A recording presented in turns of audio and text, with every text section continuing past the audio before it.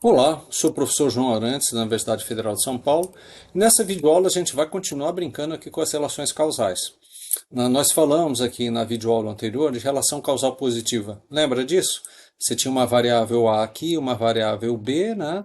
A relação causal positiva mostrava variações no mesmo sentido. O que isso significa? Significa se eu aumentar, dar um acréscimo em A, eu espero que B tenha um acréscimo. Ou seja, eu represento uma relação causal positiva por meio de uma seta e o sinal mais aqui em cima, tá bom?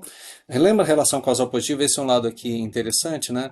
Que eu tenho uma relação causal positiva entre variável A e variável B, né? Esquece as outras variáveis no mundo, só tem A e B, né?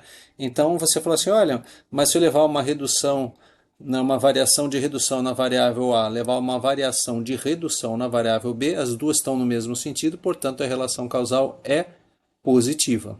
Tá claro isso? Isso aqui foi assunto aí da aula passada.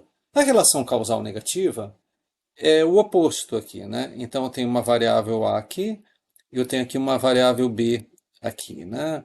Então, digamos, olha, se eu der um acréscimo em A, levar a uma variação de decréscimo em B, a relação causal entre A e B é uma relação negativa, representada pelo sinal menos aqui em cima.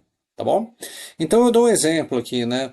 É um professor aqui que ele está meio preocupado aqui com as críticas que ele recebe, críticas destrutivas aqui, em relação aos cartoons que ele faz. Poderia ser eu, né? Assim, olha, né, se aumentar as críticas aqui que eu estou falando, né, se aumentar aqui as críticas destrutivas, o pessoal fala que o cartoon tá feio, não sei o que e tal, provavelmente a minha autoestima, né, vai lá para baixo, né? Ou seja, aumentam as críticas aqui, tem uma variação de acréscimo, a minha autoestima tem uma variação de decréscimo, né?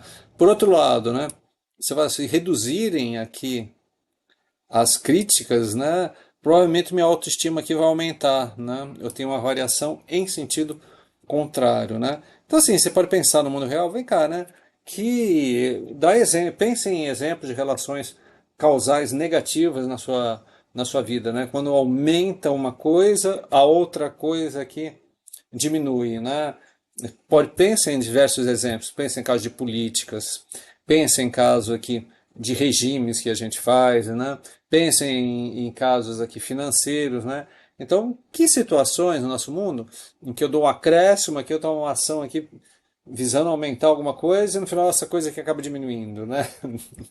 Então, essa você representa uma relação causal negativa, né? Quando você tem uma relação causal você tem uma relação entre duas variáveis, né? A variável A aqui e a variável B aqui, né? E se você levar um acréscimo na variável A variável B vai ter um decréscimo, variação em sentido contrário, e você representa essa relação causal por meio de uma seta e o sinal menos aqui em cima. Será que ficou claro aqui a diferença entre uma relação causal positiva e uma relação causal negativa?